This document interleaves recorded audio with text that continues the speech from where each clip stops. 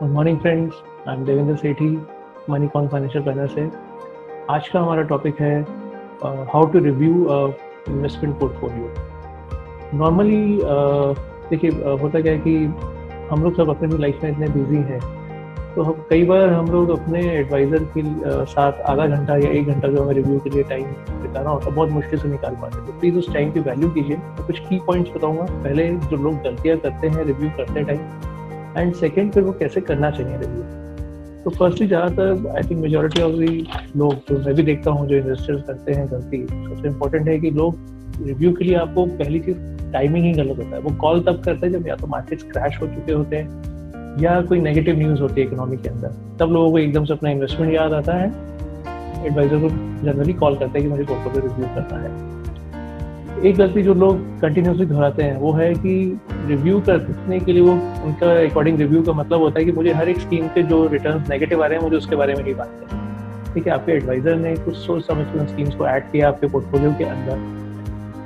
Just like एक कड़ी से कड़ी जोड़ती है, ऐसे ही डाइवर्सिफिकेशन करना ज़रूरी होता है स्कीम्स के अंदर भी। सारी स्कीम्स एक साथ कभी नहीं चलेंगी।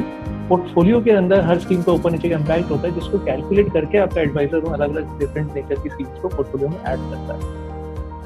अगेन कई बार हम लोग अपने मेन विजन से डाइवर्ट हो जाते हैं। हम लोग लॉन्ग टर्म गोल्स के बारे में भूल जाते हैं। हम लोग सिर्फ रिटर्न्स की बात करते हैं कि अभी 6 महीने में कितना रिटर्न हुआ। हम भूल गए कि हमें इन्वेस्टमेंट करते हुए टाइम बोला गया था कि मुझे 7 to 8 ईयर्स पहले, उससे पहले रिटर्न्स नहीं देखते, पर हम लोग वापस रिटर्न्स को फोकस करने लगे। एंड कई बार ऐसा भी होता है कि हमारे अनप्लान्ड गोल्स जो हमने पहले इन्वेस्टमेंट करते टाइम डिस्क्लोज नहीं करे होते हैं, जैसे लाइक सडनली मेरी नज़र में कोई प्रॉपर्टी आ गई है, या कोई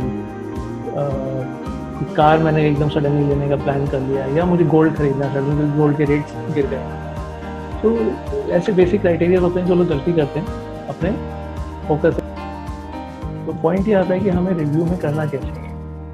जब भी आपकी इनकम में कोई मेजर चेंज हो, चाहे वो रिड्यूस हो रही है या आपका कोई अप्रेजल हो रहा है, तब आपने एडवाइज़र को कॉल कीजिए कि मुझे अपना पोर्टफोलियो रिव्यू करना है। या आपने कोई लायबिलिटी ऐड कर ली है, कोई लोन ऐड कर लिया है, या कोई ऐसी जिम्मेदारी आपके ऊपर आ गई है जो पहले प्लानिंग में नहीं थी, या आपकी प्लानिंग में कोई ऐसा चेंज हो रहा है, लाइक अपना आप जॉब चेंज कर रहे हैं, या आपका लोकेशन चेंज हो रहा है, आप कहीं और नई जगह पे माइग्रेट कर रहे हैं, आपको डेफिनेटली रिव्यू करना चाहिए।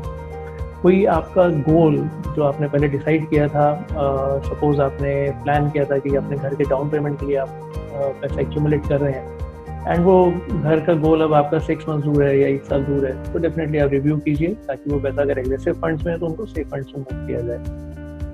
तो एंड कोई नया गोल अगर आपने ऐड कर लिया, सपोज कई यंगस्टर्स होते हैं या कोई न्यूली मैरिड कपल्स होते हैं जो फैमिली प्लानिंग कर रहे हैं, डेफिनेटली ऐसे गोल्स आप ऐड कर सकते हैं।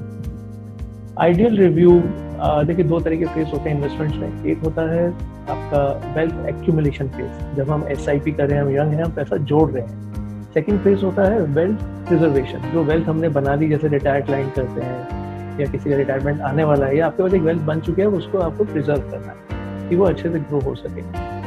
तो वेल्थ एक्यूमुलेशन वाले फेज के अंदर हम रिकमेंड करते हैं कि हाफ ईयरली रिव्यू भी काफ़ी होता है, क्योंकि अभी आपका पैसा सिर्फ एक्यूमुलेट हो रहा है, जोड़ रहा है। हाँ, बस वो आपका एडवाइज़र कुछ स्कीम्स कई बार हो सकता है सजेस्ट करें, जो स्कीम्स लेते टाइम कुछ उनका जो परफॉर्मेंस लेवल से या कुछ कैटेगरी की परफॉर्मेंस के अकॉर्डिंग वो मैच कर रही थी आपके गोल्स में, एक बार हो सकता है कि उनको रिवाइज करने की जरूरत होती है। जो सेकेंड स्टेज है, that is the wealth preservation phase, उसके अंदर हम प्रेफर करते हैं कि एटलीस्ट क्वार्टरली एक बार रिव्यू हो जाए।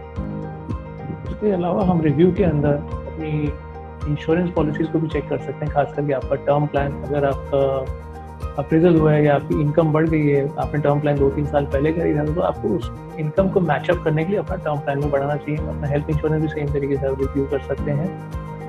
अपना रिस्क एपेटाइट भी आप रिव्यू करिए। हर 2-3 साल में कई बार इंसान का रिस्क एपेटाइट चेंज हो जाता है। कई बार लोग एज के साथ साथ कंजर्वेटिव मोड में आ जाते हैं, वो उतना एग्रेसिवली इन्वेस्टमेंट नहीं करना चाहते जितना वो पहले करते थे। कई लोग कंजर्वेटिवली स्टार्ट करते हैं, थोड़ा सा उनको समझ में आने लगती हैं चीज़ें, काम कैसे करती हैं चीज़ें, तो वो थोड़ा सा उनका नेचर एग्रेसिव साइड में हो जाता है, एक एग्रेसिव इन्वेस्टर बन जाते हैं। सो आप अपना रिस्क एपेटाइट भी रिव्यू कर सकते हैं। एंड अगेन, अगर आपका इमरजेंसी फंड, जैसे इस समय कई लोग अपना इमरजेंसी फंड यूज़ कर रहे होंगे, आप नेक्स्ट रिव्यू के अंदर इस इमरजेंसी फंड को जब भी सिचुएशन नॉर्मल हो जाए उसको कैसे फिल करना है। और जब इमरजेंसी फंड, कई बार ऐसा होता है कि किसी के पास एक्सेस में हो गया, 6 मंथ्स की नॉर्मली मैं कहता हूँ ज़रूरत होती है इमरजेंसी फंड की, आपके पास साल 1.5 साल का इमरजेंसी फंड हो गया, तो आप उसको कुछ पैसा अपने लोन्स को प्रीपे करने में भी यूज़ करें। इसकी कंक्लूजन इसकी आप अपने की पॉइंट्स बनाइए एंड उन की पॉइंट्स का एजेंडा अपने एडवाइज़र को भी मेल कर दीजिए, सो दैट उसको भी पता हो कि आपसे किस एजेंडा के बारे में हमें बात करनी है, वो भी अपनी ओर से रेडी रहे। एंड एट द एंड देखिए, ध्यान रखिए, आप let your advisor do their task. आज की तारीख में प्रॉब्लम है इसकी ओवर इन्फॉर्मेशन का एक्स्ट्रा एक्सेस फ्लो है। सो हम उस चक्कर में क्या करते हैं कि हमें बार बार अपने एडवाइज़र के ऊपर भी हम लोग एक बार फेथ नहीं करते। सो एट द एंड ध्यान रखिए, either have complete faith of 100%, otherwise don't have it at all. Thanks again for watching me, living the city, money con financial planner.